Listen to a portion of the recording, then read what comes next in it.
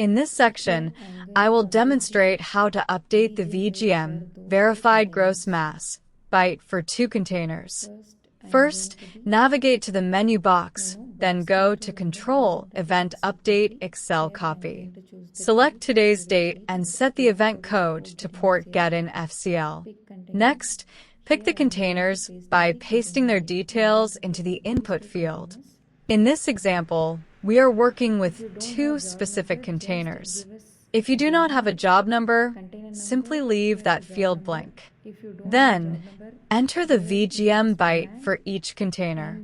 Copy the required data and paste it into the designated input section. Click Extract Input Data, then click Upload Extracted Data. Once the data appears on the screen, select it and click the Save button.